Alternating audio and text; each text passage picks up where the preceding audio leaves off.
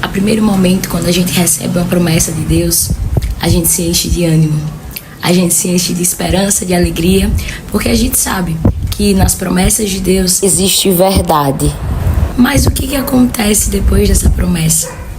Muitas vezes a promessa é feita, mas ela não vem no mesmo tempo, ela não vem na velocidade do miojo.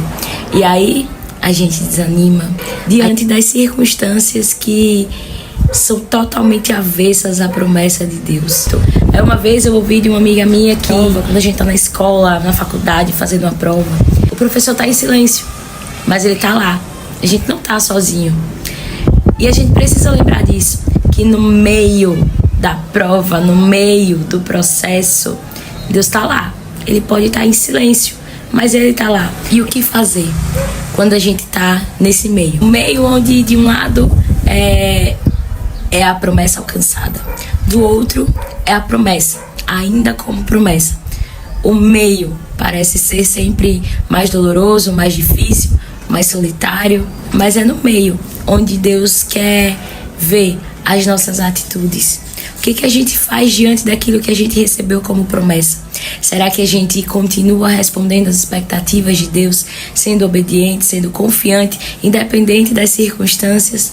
Ou simplesmente a gente se entrega ao cansaço, ao desânimo e deixa de confiar e se esquece daquilo que Deus já falou? Em 2 Coríntios capítulo 4, dos versículos 16 ao 18, que diz: Por isso não desanimamos. Embora exteriormente estejamos a desgastar-nos, interiormente estamos sendo renovados dia após dia, pois nossos sofrimentos leves e momentâneos estão produzindo para nós uma glória eterna que pesa mais do que todos eles. Assim fixamos os nossos olhos não naquilo que se vê, mas do que não se vê. Pois o que se vê é transitório, mas o que não se vê é eterno. E a gente precisa fixar os nossos olhos no alvo certo. A gente precisa parar de fixar os nossos olhos, e eu falo isso pra você, mas eu falo isso pra mim também. A gente precisa parar de fixar os nossos olhos no problema, na circunstância, na situação ruim.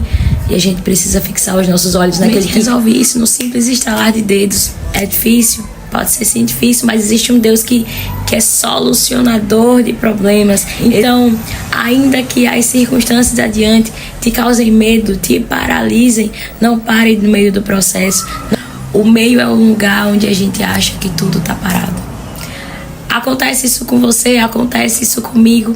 E por tanto olhar as circunstâncias, a gente acaba esquecendo o quanto a gente pode ser útil na vida de outras pessoas.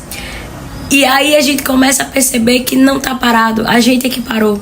A gente parou de olhar pro outro, a gente parou de ajudar o outro, a gente parou de se relacionar da forma correta com Deus, porque existem situações que nos travam.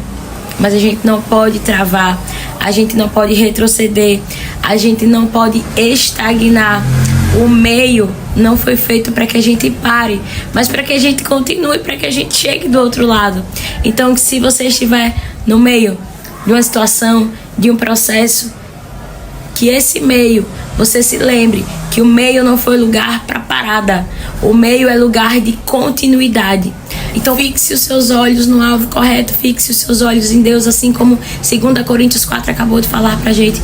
Fixe os seus olhos no alvo correto e continue caminhando. Entregue ao Senhor, confie no Senhor, faça a sua parte, seja útil pro reino, seja útil pra Deus, seja útil na vida de outras pessoas. Uma vez eu aprendi que quando a gente usa o nosso tempo para cuidar do outro, Deus vai cuidando da gente. Então que você se lembre no meio do processo, no meio das circunstâncias, o quanto você é útil para esse reino. E não desanime, continue, caminhe, prossiga, não trave. Porque na verdade uma situação ruim não é toda a sua vida ruim.